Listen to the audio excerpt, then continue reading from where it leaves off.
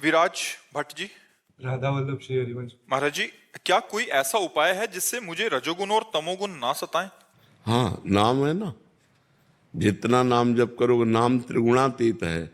वो रजोगुण तमोगुण से क्या, वो सतोगुण से भी ऊपर कर देगा। त्रिगुणातीत से त्रैगुण्य स्थिति प्रदान कर देगा। जितना हम अधिक देखो, खास बात क्या है, त्रिगुण रचना संसार है, भगवान त्रिगुणातीत है। संसार का चिंतन छूटे, चाहे मंत्र जप रहे हो, नाम जप कर रहे हो, या भगवान के पावन चरित्रों का चिंतन कर रहे हो, या चरित्र सुन रहे हो, या साधु संग महात्माओं का संग कर रहे हो, तो हमारा जब भगवान से संबंधित चिंतन होता है तो गुणातीत होता है। और जब संसार का चिंतन होता है तो सतोगुणी है तो सतोगुण बढ़ेगा, रजोगुणी है तो रजोगुण बढ़ेगा, तमोगुणी चिंतन है तो तमोगुण बढ़ेगा। संसार तीन गुणों से ही बना हुआ है और भगवान त्रिगुणातीत हैं। तो यदि हम भगवान का चिंतन करेंगे तो हम गुणातीत हो जाएंगे, संसार का चिंतन करेंगे तो त्रिगुण के अंतर्गत रहेंगे। तो यही डर हरिवंश हित, जिनो भ्रमय गुण सलिल पर, जे नामन मंगल लोक त्यों, सो हरिपद भज न विलंब कर। डरते रहो कहीं रजोगुण तमोगुण हमें नष्ट न कर दें, इसलिए जिनका नाम तीनों लोकों का मंगल करने वाला है, उन भगवान का नाम जप करें। महाराज जी, घर पे जाते ही थोड़े टाइम तक रहता है यहाँ का प्रभाव धाम का।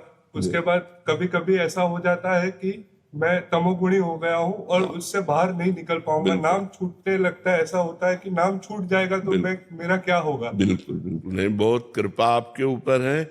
जो नाम छूटने पर आपको पीड़ा होती है, ये भगवान की विशेष कृपा है। विशेष कृपा पात्र में ये लक्षण होते हैं।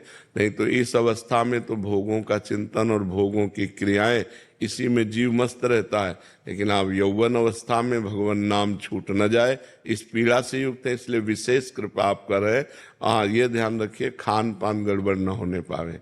अगर हमारा खान पान प्याज लहसुन या शुद्ध भोजन, या जिन पात्रों में लोग मांस बनाते हैं उन पात्रों का भोजन जैसे होटल में है, रिश्तेदारों, फिर हमारी बुद्धि पतित हो जाएगी।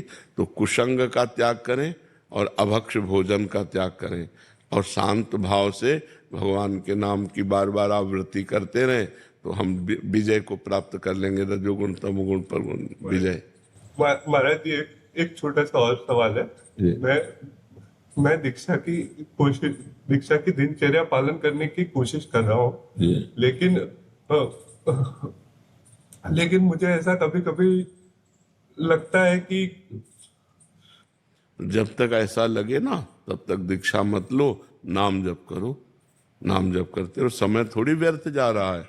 दीक्षा ना ले और नाम जप करे तो उसका समय व्यर्थ थोड़ी जा रहा है, भगवत प्राप्ति की तरफ आगे बढ़ रहा है।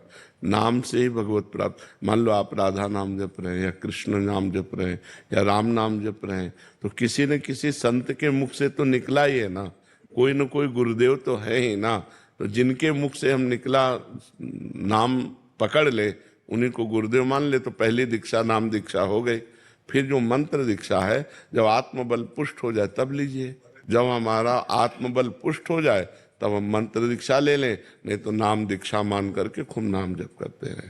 हेमलत। राधे राधे महाराज जी। महाराज जी, वृद्धावस्था से डर सा लगता है, क्योंकि अभी अरे वृद्धावस्था के बाद एक अवस्था और आती, मृत्यु। वो सब कुछ छुटा देती। वृद्धावस्था में तो कुछ तो बचा रहता है, लेकिन मृत्यु अवस्था आती है, वो तो कब आ जाए पता नहीं। वृद्धावस्था के पहले आ जाए कि बाद आवे, कोई पता नहीं है। डरो, अगर मृत्यु से डरोगे तो डर कर भगवान की शरण में चले जाओगे। जो सभीत आवा शरणाई, रखी हो ताई प्राण की नाई। भगवान कहते हैं भयभीत होकर मेरी शरण में आ जाओगे तो मैं तुम्हें प्राणों से भी अधिक प्यार करूंगा। तो भगवान की शरण में हो जाओ, पक्का शरीर की दुर्गति होनी है।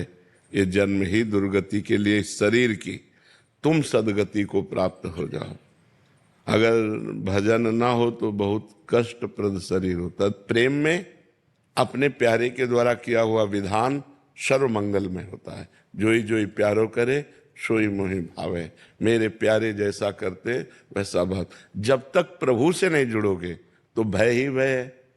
कैंसर हो जाए, कहो जवानी में कैंसर हो जाए, कहो क्या रोग हो जाए। अब क्या, देखो हम बचपन से बाबा जी हमारे दोनों किडनी फेल, क्या रोग हो जाए, कौन सी परेशानी आ जाए, हाथ टूट जाए, पैर टूट जाए, दिमाग खराब हो जाए, कब क्या हो जाए। इसलिए हम भगवान की शरण में रहें, कोई पाप कर्म न करें, नाम जप करें तो हृदय में आनंद रहेगा। ऐसी स्थिति में भी हमारे हृदय में उत्साह है, हमारे हृदय में आनंद है, हमारे हृदय में एक शीतलता है, एक गंभीरता है, एक शांति है। ये हम इसलिए बता रहे हैं आपको कि हम भगवान की शरण में केवल इस बात से हम बच रहे नहीं, जैसे पूरे मकान में आग लगा दी गई हो और एक शीतल कमरे में कोई बैठा हो, आंच भी ना पहुंच रही हो, ऐसे में भगवान रख रहे हैं कि पूरे शरीर में भीषण कष्ट और हम आनंद में रह रहे हैं। भगवान की शरणागति का ये फल है। अगर भगवान की शरण में हो जाओ, नाम जप करो, तो यही आपको भी, आप पर भी कृपा हो जाए। देखो प्रहलाद जी को आग में जलाया गया, पर्वत से दबाया गया, जल में डुबाया गया, विष पिलाया गया, लेकिन कोई फर्क पड़ा क्या? क्यों? क्यों? भगवान श्री हरि की गोद में है, वो हरि की स्मृति में है, वो हरि के चिंतन में डूबे हुए हैं। तो क्या आप चिंतन नहीं कर सकते? विचार करो, क्या आप राम राम हरि हरि कृष्ण कृष्ण नहीं जप सकते? आप जप के देखो, इसे साधारण मत मानो, आप कह के देखिए, लोक और परलोक तुम्हारे दोनों मंगल में हो जाएंगे। भाव लगे ना लगे, श्रद्धा बने ना बने, मन लगे ना लगे, केवल जबरदस्ती जपिए। जैसे एक गरीब आदमी ओवर टाइम भी मेहनत करता है पैसे के लिए, ऐसे अधिक से अधिक समय नाम जप कीजिए। देखिए ये लोक और परलोक सब मंगल हो जाएगा, सब जगह आनंद हो जाएगा।